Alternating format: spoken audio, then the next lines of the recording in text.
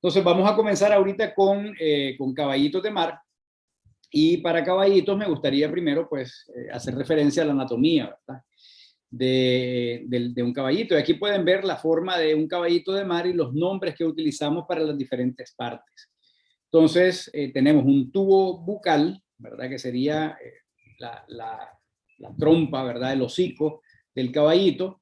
Luego tenemos un ojo y noten que arriba del ojo hay una espina que se llama espinas supraorbitales y pueden haber también unas espinas que estén debajo, ¿verdad? Que serían suborbitales, que va a ser una característica que nos va a permitir distinguir entre las diferentes especies.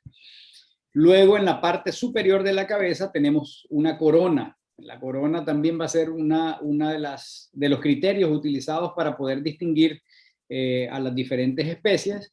Pueden haber coronas altas, coronas bajas, anchas o delgadas, con espinas o sin espinas, que van a ser criterios que vamos a ir desarrollando a medida que vayamos viendo las especies que vamos a incluir en esta capacitación el día de hoy. Luego, detrás de la cabeza se encuentran las aletas pectorales. ¿Okay? Esas aletas que están detrás de la cabeza serían, en este caso, aletas pectorales, no están en una posición pectoral como podría esperarse de otras especies de peces, pero en este caso están inmediatamente detrás de la cabeza. Todo el cuerpo está lleno de placas óseas, así que cuando hablamos de la cantidad de placas, nos vamos a referir a esas pequeñas plaquitas que están distribuidas a lo largo del cuerpo. Y si han visto, que seguramente han visto alguna vez a un caballito de mar seco, ¿verdad? El esqueleto de un caballito de mar, pues van a ver que el hueso es prácticamente el cuerpo del caballito de mar. Es decir, tiene toda esta estructura ósea externa que le da la rigidez, le da la forma al cuerpo y que mantiene pues al caballito con todos sus órganos en el interior y una estructura ósea externa que es estas placas que podemos observar en ambos flancos del caballito. Luego tenemos una aleta dorsal, que es el medio de propulsión principal del caballito, y nadan utilizando esta aleta dorsal, que es muy pequeña, lo cual de entrada nos puede sugerir que los caballitos no son grandes nadadores y que nadan distancias muy cortas, únicamente para moverse tal vez de un sitio a otro, protegerse o entrar a un refugio, pero no vamos a ver nadando de distancias muy largas, sino que más bien si hay que moverse, se mueven utilizando las corrientes o el movimiento del oleaje, y normalmente están cerca del fondo para evitar ser presa fácil, ¿verdad? Para peces que podrían estar separados del fondo. Confían mucho en su camuflaje y el color de los caballitos va a ser tan variable como las posibilidades de colores en el lecho marino, ¿verdad? Dependiendo del lugar, del sustrato en el que se encuentre el caballito, pueden haber cambios de coloración. Así que vamos a encontrar especies individuos de la misma especie que van a presentar colores completamente distintos. Así que el color va a ser un criterio muy poco relevante a la hora de la identificación de las especies, porque hay una diversidad enorme de coloración en los caballitos de mar. En el caso de los caballitos, seguramente ustedes han escuchado o han visto algunos videos y documentales. Ocurre que son los machos los que cargan con la prole, ¿verdad? Son los machos los que se embarazan y cargan en el marsupio, que es esa bolsa que está adelante en la zona ventral, cargan a los pequeños huevecillos que van desarrollándose hasta que el caballito, el macho, pues los expulsa con una contracción cuando ya están debidamente desarrollados, ¿verdad? Que es cuando ya nacen los pequeños caracolitos. Las estructuras óseas que conforman la cola ya no tienen esa forma de placa, sino que le llamamos anillos y van alrededor de la cola, ¿verdad? Son anillos a lo largo de la cola, y la cantidad de anillos que presenta cada uno de los caballitos va a ser una característica distintiva también para diferentes especies. Por último, mencionar pues que la cola de los caballitos es prensil, es decir, que ellos se agarran con su cola de corales blandos normalmente, pero también pueden ser otros objetos, ¿verdad? Podrían agarrarse de algas, podrían agarrarse de rocas, podrían agarrarse de esponjas, podrían agarrarse de tunicados o de cualquier otro organismo que encuentren en el fondo, con tal de sujetarse, pues, y para eso utilizan su cola para poder agarrarse, y cuando deciden nadar, pues estiran la cola, ¿verdad? Y pueden nadar utilizando su aleta dorsal, que van moviendo de manera de abanico para poder impulsarse bajo el agua. Dicho esto, entonces vamos a pasar a la primera especie que vamos a evaluar. Vamos a conocer las características para distinguir dos especies de caballitos de mar. La primera que vamos a ver aquí sería el caballito del Caribe o del Atlántico, ¿verdad? Que sería el Hippocampus reidi. Antes de entrar en detalles de esta especie, es importante decirles que existen varias especies más. Nosotros vamos a describir y a darles criterios para la identificación de las dos especies más comunes. Sin embargo, hay otras especies que también podrían encontrarse en los mercados, ¿verdad? Solamente en el caso del norte de Centroamérica se conocen 4 especies, incluidas las 2 que vamos a mencionar. Estas 2 serían las más comunes, como les estaba diciendo, y resulta que una es la más común en el Caribe, en el Atlántico, y la otra es más común o se distribuye únicamente en el Pacífico.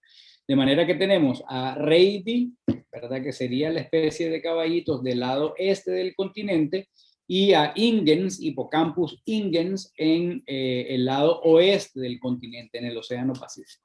Que serían las 2 especies que vamos a abordar durante este taller.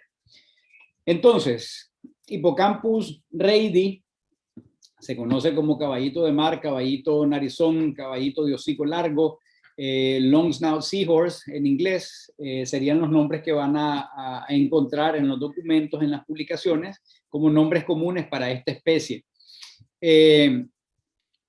Además de esos nombres, hay nombres como, por ejemplo, hocico largo, narigón, narizón, que ya lo mencionábamos anteriormente, y todos están relacionados con esta característica, que va a ser una de las características más importantes para poder distinguir esta especie de la especie del Pacífico, ¿verdad? Que sería la longitud del hocico del caballito.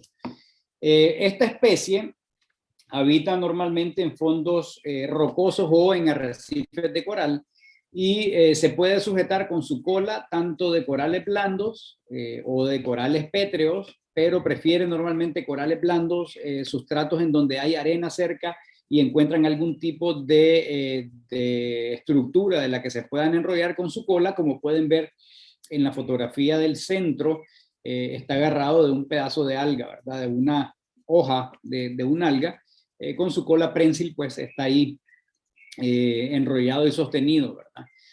Luego pueden ver en la fotografía que tenemos a la izquierda lo que les estaba mencionando, que aún siendo de la misma especie pueden haber diferentes tipos de coloración, y aquí pueden ver por curiosidad en la fotografía de abajo a la izquierda el macho y la hembra de la misma especie.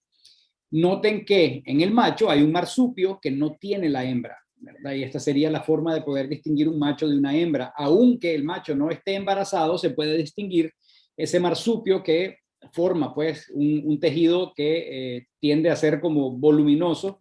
Aunque no esté embarazado el macho, se puede notar y se puede distinguir cuál es un macho y cuál es una hembra. Noten también entre las 3 fotografías que hay diferentes coloraciones, ¿verdad? Y normalmente la coloración se debe, o el cambio de coloración se debe a los patrones alimenticios, ¿verdad? ¿Qué están alimentándose? ¿Qué alimento hay disponible? Y por tanto, qué pigmentos se ven favorecidos por los nutrientes que están ingiriendo, pero también por el sustrato, ¿verdad? Y normalmente los caballitos tienden a tener un color que les permita camuflarse. Aquí hay una discusión técnica, ¿verdad? De si el caballito adquiere el color por el sustrato o tiene la capacidad de cambiar de color, o más bien busca el sustrato que sea de su color para poder camuflarse. Pero, como digo, esta es una discusión técnica. Lo que sí sabemos es que existe una gran variedad, una gran diversidad de coloración en cada una de las especies de caballitos de mano. Entonces, la distribución de esta especie va desde el norte de Carolina del Norte, es decir, desde el estado de Carolina del Norte hasta llegar a Brasil, por referirlo de forma muy general, incluido pues todo el Caribe. Esta especie es muy fácilmente observable en los arrecifes en México, en Belice, en Honduras, en Nicaragua. En Costa Rica no lo sé, nunca he visto un caballito en Costa Rica, seguramente en Panamá también se puede identificar fácilmente.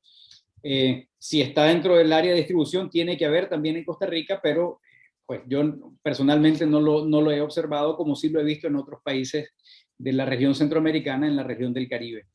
Y esto puede deberse también a que buscan lugares muy poco profundos, ¿verdad? El caballito no viaja a una profundidad tan grande, normalmente se mantienen cerca de las zonas costeras, poco profundas, y están alimentándose normalmente de zooplancton, ¿verdad? Que son pequeños animalitos microscópicos que flotan con las corrientes y que pueden succionar con su tubo bucal, ¿verdad? Para poder ingerirlos y de esa manera alimentarse. Si podemos pasar a la siguiente, por favor, Hamilton. ¿Cuál es el tamaño promedio que tiene esta especie de caballito de mar? Estos caballitos llegan a medir hasta 17 centímetros de longitud.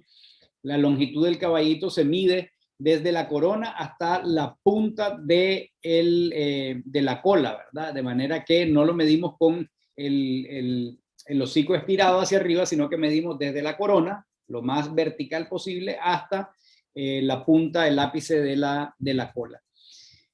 A la izquierda pueden ver en la fotografía una de las formas de comercio, tal vez no la más común para estas especies, ¿verdad? Que sería el caballito seco.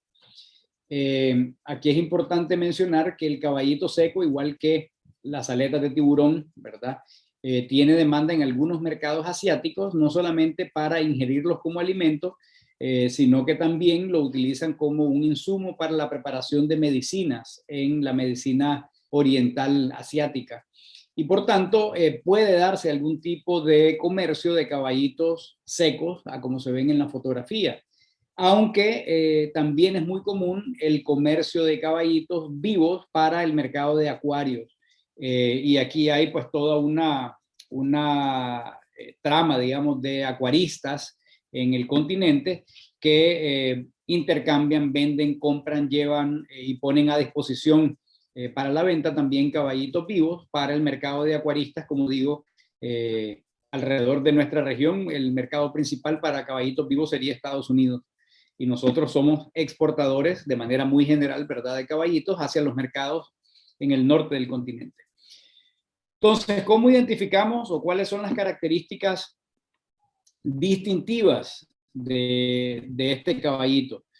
Pues, número uno, ¿verdad? Tenemos presencia de puntos oscuros en el cuerpo, y aquí lo pueden ver en la imagen que tenemos del macho, en el lado izquierdo. Van a ver que existen unos pigmentos de color negro que tienen un patrón irregular a lo largo de todo el cuerpo, incluso pueden llegar hasta la zona de la cola.